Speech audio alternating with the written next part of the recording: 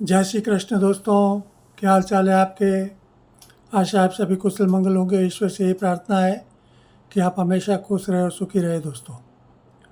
दोस्तों आज मैं एक वीडियो ये जो डाल रहा हूँ, ये जो सामने जो बोर्ड पे कुंडली बनी हुई है, इसके बारे में मैं आज आपको कुछ समझाने वाला हूँ। मेरे पास पिछले 40 वर्षों में मैंने कई ऐसी कुंडलियाँ देखी है और उन कुंडलियों के आधार पर मैंने कई लोगों के जीवन का मैंने विश्लेषण भी किया है। कई बार हम हमारे आसपास में, हमारे समाज में हम देखते हैं कि कई बच्चे बचपन से ही मतलब कि धनवान घरों में जन्म लेते हैं और फिर जन्म से लेकर मृत्यु पर्यंत उनको कभी भी धन का कभी अभाव नहीं होता है। मतलब उनके जीवन में हमेशा प्रॉस्पेरिटी रहती है, संपन्नता रहती है। उनको धन की कभी कोई किसी प्रकार की कोई कमी नहीं रहती है। तो ऐसा कैसे होता है भाई? जन्म लेना तो किसी के हाथ में नहीं है। कोई बच्चा गरीब परिवार में जन्म लेता है तो उसे जीवन पर संघर्ष करना होता है, और कोई बच्चा धनवान परिवार में जन्म लेता है तो उसको बचपन से ही मतलब कि सारी सुख सुविधाएं उपलब्ध हो जाती है। तो ऐसा क्यों होता है?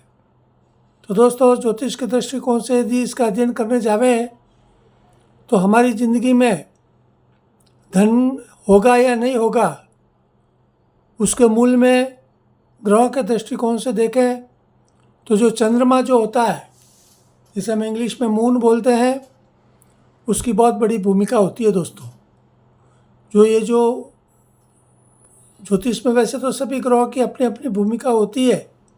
सभी ग्रह अच्छी कंडीशन में होने पर अच्छे फल देते हैं, वो फ्रूटफुल होते हैं, और यदि ख़राब कंडीशन में होते हैं तो उनके नेगेटिव या ख़राब हमारे जीवन में प्रभाव हम देखते हैं। अब उसमें से आज मैं आपको बताने वाला हूँ कि जो मून होता है, जो चंद्रमा होता है, वो किस दिन सबसे मतलब कि बलवान होता है, सबसे शक्तिशाली होता है, वो किस दिन पावरफुल होता है। और जिस दिन वो पावरफुल होता है उस दिन यदि किसी बच्चे का जन्म होता है तो उसका क्या प्रभाव उसके जीवन पर होता है। दोस्तों, ज्योतिष के दृष्टिकोण में सूर्य को, जो सन होता है, जो सन है, इसको ज्योतिष की भाषा में उसको ग्रहों का राजा माना जाता है। ये किंग ऑफ प्लेनेट है। उसी तरह ये क्वीन ऑफ प्लेनेट मून को माना जाता है। ये सूर्य राजा है तो चंद्रमा रानी है। उसी प्रकार सूर्य को आत्मकारक माना जाता है। जो हमारी आत्मा है, जो सोल है, उसका कारक सूर्य को माना जाता है। उसी प्रकार चंद्रमा जो मून है, उसको हमारा जो मन है, हमारे जो इमोशंस है, हमारी जो भावनाएं हैं, उनका कारक माना जाता है। उसी प्रकार सूर्य को हमारी जो भी प्रसिद्धि है, समाज का जो नेतृत्व है, हमारी जो दबंगता है समाज में, उसका प्रतीक माना जाता है। तो चंद्रमा का संपूर्ण प्रकार के जो सुख सुविधा है, वो धन संपन्नता जो हमारे जीवन में होती है, उसका कारक माना जाता है दोस्तों। तो हमेशा ज़िंदगी में चंद्रमा हमेशा अच्छी कंडीशन में होना चाहिए दोस्तों। जिसकी ज़िंदगी में चंद्रमा अच्छा होता है उसके जीवन में कभी किसी प्रकार की धन संपत्ति के मामले में किसी तरह की कोई कमी नहीं होती है दोस्तों। लेकिन यदि चंद्रमा निर्बल है, कमज़ोर है, तो ऐसे व्यक्ति हमेशा धन के अभाव में पूरी ज़िंदगी गुजार देते हैं। वो कई भी उपाय कर लेते हैं, कुछ भी मेहनत कर लेते हैं, लेकिन हमेशा उनको किसी न किसी प्रकार से धन का अभाव उनकी ज़िंदगी में होता है। उसका मूल कारण होता है चंद्रमा का कमज़ोर होना। अब चंद्रमा कमज़ोर कैसे होता है वो मैं इसके अगले वीडियो में बताऊंगा, क्योंकि आज मैं वो सभी बातें आज बताने जाऊंगा तो ये वीडियो कम से कम 1 घंटे का हो जाएगा। इतना लंबा मैं वीडियो बनाना नहीं चाहता हूँ। तो आज मैं केवल ये ओनली फॉर ये जो फुल मून डे यहाँ पे लिखा हुआ देखिए, पूर्णिमा पूर्ण चंद्र, तो मैं इसके बारे में आज आपको केवल बताना चाहता हूँ कि आप अपनी हॉरोस्कोप निकाल लीजिए। उसमें मैं जो कह रहा हूँ उसको आप थोड़ा रीडिंग कर लीजिए कि क्या आपकी कुंडली में ऐसे योग है या नहीं है। यदि मैं जो बता रहा हूँ वैसे यदि आपके ज़िंदगी में योग है तो आपकी ज़िंदगी में सभी प्रकार के सुख सुविधा से आप संपन्न जरूर होंगे। लेकिन मैं ये भी मानता हूँ कि जिनकी कुंडली में ऐसे योग हैं जो मैं आज बता रहा हूँ, तो वो लोग कभी कुंडली देखते नहीं है, क्योंकि उनको उस चीज़ की ज़रूरत नहीं पड़ती है। वो खुद इतने सुविधा संपन्न और सुख संपत्ति से में लीन रहते हैं कि वो ज्योतिष को ढकोसला मानते हैं। लेकिन उसका मूल कारण ज्योतिष ढकोसला नहीं है, और ये जो उनकी ज़िंदगी में जो चंद्रमा की जो शक्ति है, जो कृपा है उनको जो मिल रही है, वही उनका सबसे बड़ा कारण होता है दोस्तों। तो दूसरा मैं एक चीज़ और आपको बता देता हूँ कि फुल मून चंद्रमा कैसे होता है।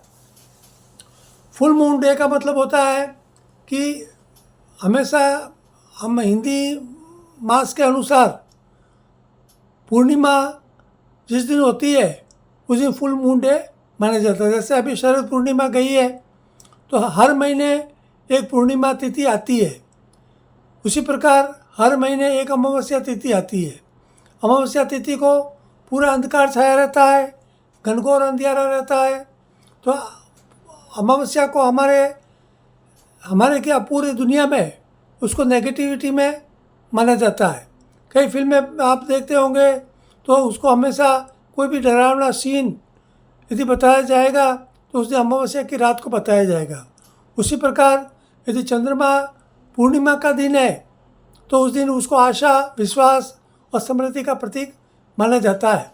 तो चंद्रमा हमेशा जिसकी कुंडली में पूर्ण है, मतलब पूर्णिमा का जन्म है, या पूर्णिमा के एक दिन आगे या पीछे का भी जन्म है, तो ऐसे बच्चे पूरी ज़िंदगी हमेशा सुख सुविधा और धन संपन्नता से परिपूर्ण रहते हैं। उनके जीवन में कभी धन का अभाव नहीं होता है। हाँ, दूसरे कुछ ग्रहों के कारण कुछ उतार चढ़ाव ज़रूर हो सकता है, उसमें कोई ऐसी बात नहीं है। लेकिन चंद्रमा यदि उनका पूर्ण है, यदि उनका पूर्णिमा का जन्म है या उसके एक दिन पहले या एक दिन बाद का जन्म है, तो ऐसे व्यक्ति कम से कम धन के मामले में उनको किसी प्रकार का कष्ट जीवन में नहीं होता। ये बिल्कुल मतलब कि 1000% मानी हुई बात है दोस्तों ज्योतिष के हिसाब से। तो अब रहा दोस्तों कि ऐसा होने से क्या होता है। यदि किसी के ज़िंदगी में मान लीजिए पूर्ण चंद्रमा जिस दिन है उस दिन उसका जन्म हुआ है, ऐसे व्यक्ति हमेशा भाग्यशाली होते हैं, सुंदर होते हैं, बुद्धिमान होते हैं, आध्यात्मिक रूप से भी वो परिपूर्ण होते हैं। ऐसे व्यक्ति बहुत ही बुद्धिमान, सर्वगुण संपन्न होते हैं।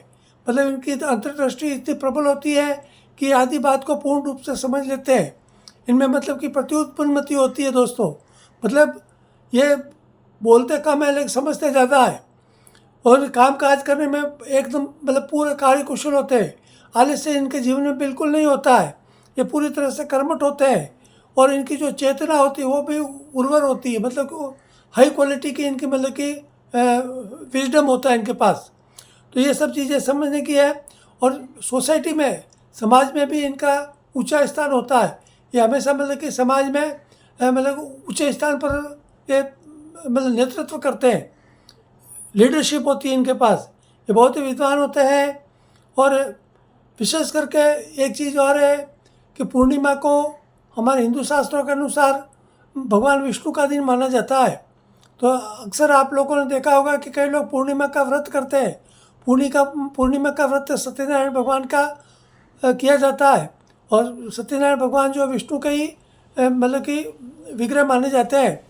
तो उस दिन मतलब कि विष्णु को पृथ्वी का पालनहार माना जाता है दोस्तों। ब्रह्मा को जन्मदाता माना जाता है, विष्णु को पालनहार माना जाता है, और शिव जी को संहार के देवता माने जाते हैं। तो पूर्णिमा के दिन विष्णु का पालनहार का मतलब यही है कि उस दिन वो जो पूर्ण चंद्रमा होता है वो हमारी ज़िंदगी में सभी प्रकार की खुशियाँ हमारी लाइफ में वो लाते हैं। तो ये सब चीज़ें हैं। दूसरा, मैं ये जो कुंडली के बारे में आपको कुछ समझा देता हूँ ताकि आपको आपकी जो भी हॉरोस्कोप है आप उसको निकाल कर थोड़ा उसको आप समझ लेवे। तो यदि आपको आपकी जन्म तिथि यदि ज्ञात है कि भाई आपका पूर्णिमा का जन्म है जब तो ठीक है। यदि मान लो किसी के पास नहीं है, उसके हॉरोस्कोप है, तो उसका सबसे बड़ी शर्त यही है कि जहाँ पे सन है, सन के बिल्कुल अपोजिट में यदि मून है तो वो आप समझो कि आपका पूर्णिमा का जन्म है, वो फुल मून डे का आपका बर्थडे है। जैसे देखिए यहाँ पे लिखा 1 फर्स्ट हाउस है, वहाँ पे सन है, तो ये जो 7th हाउस है यहाँ पे फुल मून डे लिखा हुआ है। उसी प्रकार देखो ये एरो भी बना हुआ, ये सभी के जगह एरो बना हुआ कलर्स में। तो मान लीजिए अभी आपकी कुंडली में जैसे मैंने यहाँ पे फर्स्ट हाउस में लिखा है सन और 7th हाउस में लिखा है मून।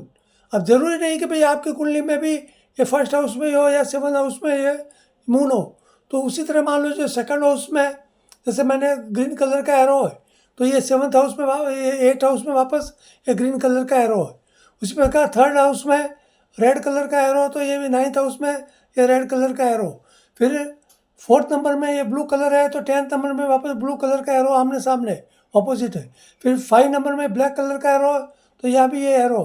तो इसका मतलब ये है कि ये जो आमने सामने का जो भाव है, हाउस है, उसमें सूर्य और जो मून है, ये सन और मून है, ये ऑपोजिट रहना चाहिए।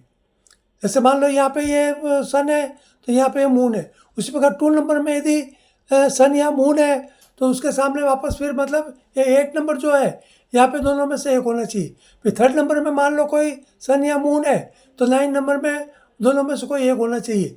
फिर ये 4 नंबर में यदि मान लीजिए सन है तो 10 नंबर में मून होना चाहिए। 5 नंबर में यदि सन है तो 11 नंबर में मून होना चाहिए। 6 नंबर में सन है तो 12 नंबर में मून होना चाहिए। इसी प्रकार इसको यदि उल्टा ले लेवे तो जैसे 1 नंबर में यदि मून है तो 7 नंबर में सन होना चाहिए। 2 नंबर में मून है तो 8 नंबर में सन होना चाहिए। 3 नंबर में मून है तो 9 नंबर में सन होना चाहिए। 4 नंबर में मून है तो 10 नंबर में सन होना चाहिए। 5 नंबर में मून है तो 11 नंबर में सन होना चाहिए। और 6 नंबर में मून है तो 12 नंबर में सन होना चाहिए। मतलब बिल्कुल अपोजिट यदि है तो वो पूर्णिमा का दिन माना जाता है और वही सबसे मतलब शक्तिशाली दिन माना जाता है। और उसी प्रकार से उस दिन जो भी बच्चा जन्म लेता है उसका मतलब कि ज़िंदगी में कभी भी प्रकार वो वेल्थ है, प्रॉस्पेरिटी है, या सभी प्रकार की उसकी जीवन में जो कंफर्टेबिलिटी जो होती है वो उसको ज़रूर मिलती है दोस्तों। ये तो रही एक चीज़ दोस्तों। अब इसके अलावा एक चीज़ मैं और आपको बता देता हूँ दोस्तों। ये तो रही मैंने पूर्ण चंद्रमा। यदि मान लो सन है उसके सामने बिल्कुल सिंगल मून है तब तो अच्छी बात है। तो जो मैंने कहा वो सब होता ही होता है। इसके अलावा इसमें एक और चीज़ मतलब कि इसकी जो मतलब कि इसकी शुभता को जो बढ़ा देते हैं वो चीज़ है। जैसे अब मान लो ये सन है, सन के सामने मान लो ये मून है और मून के साथ में मान लीजिए ये जो जुपिटर है और जो मर्क्यूरी है या फिर वीनस है या मार्स है, मंगल है, यदि ऐसे कोई भी ग्रह यदि इसके साथ में है तो वो और भी अच्छा माना जाता है दोस्तों। तो वो और भी मतलब उसको वो सपोर्ट करेगा, मतलब उसकी ज़िंदगी में और भी अच्छा रहेगा। तो उनके अपने मतलब ऐसे व्यक्ति फिर क्या करते हैं कि वो खुद अपने जो बचपन जन्म तो उनके पिताजी है, दादाजी की जो भी प्रॉपर्टीज़ है उस समय उनका हो जाता है, उसका उनकी सुविधा उनको मिल जाती है। लेकिन यदि चंद्रमा के साथ वीनस है, मार्स है या जुपिटर है या मर्क्यूरी है, ऐसे ग्रह यदि है तो वो खुद बच्चा भी जो बड़ा होकर वो खुद भी अपने बलबूते पर बहुत कुछ मतलब कि प्रॉपर्टीज हासिल कर लेता है दोस्तों। लेकिन इसके साथ में यदि मैंने जो बताया उसके अलावा यदि मून के साथ में यदि राहु है, शनि है, केतु है या सूर्य है, सन और मून दोनों साथ में है तो वो फिर अमावस्या का जन्म माना जाता है दोस्तों। और अमावस्या का जो जन्म होता है वो एकदम मतलब कि चंद्रमा उस दिन क्या होता है दिखाए, जैसे अमावस्या के दिन बिल्कुल अंधकार होता है।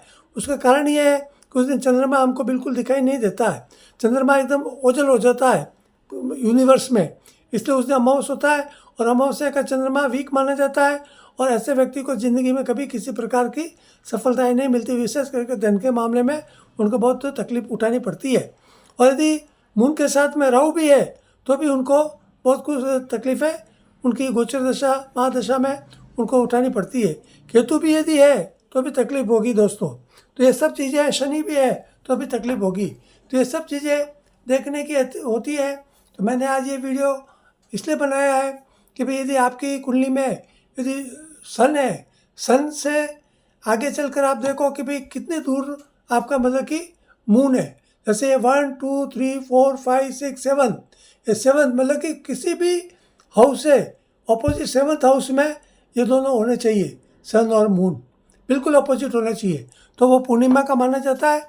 और ऐसे दिन में जन्म लेने वाले बच्चे हमेशा सुख सुविधा से पूर्ण होते हैं दोस्तों। तो ये सब चीज़ें हैं, तो आप अपनी कुंडली निकाल कर देख लीजिए कि यदि आपकी कुंडली में ऐसा कोई योग है तो हो सकता है कि भाई आपकी ज़िंदगी में आप किसी प्रकार की तकलीफ नहीं होगी। और इसके अगले जो वीडियो में इसका दूसरा पार्ट में और डालने वाला हूँ, उसमें इसके अलावा और कौन कौन सी वजह से चंद्रमा के कारण, मतलब कि जो मैंने आज बताया, इसके अलावा भी मान लीजिए कुछ ऐसे योग होते हैं जो चंद्रमा के कारण सफलता भी देते हैं और चंद्रमा के कारण जीवन में असफलताएं भी होती है। हमारे जो भी ड्रीम्स है वो कैसे फुलफिल होते हैं चंद्रमा के कारण, मून के कारण, और कैसे हमारे जो ड्रीम्स है वो अनफुलफिल होते हैं, तो इसके बारे में आपको बताने वाला हूँ दोस्तों। तो कृपया मेरे इस यूट्यूब चैनल को सब्सक्राइब करें, लाइक करें। यदि आपकी एस्ट्रोलॉजी के बारे में किसी भी प्रकार की कोई भी दुविधा है, समस्या है, तो आप मेरे व्हाट्सएप चैनल पर आकर मुझसे कांटेक्ट कर सकते हैं। जब भी मुझे समय मिलेगा मैं आपको उसके बारे में वापस आपका प्रत्युत्तर आपको देने की कोशिश ज़रूर करूँगा दोस्तों। तो आज के लिए केवल इतना ही। धन्यवाद। जय श्री कृष्ण, जय श्री राम दोस्तों।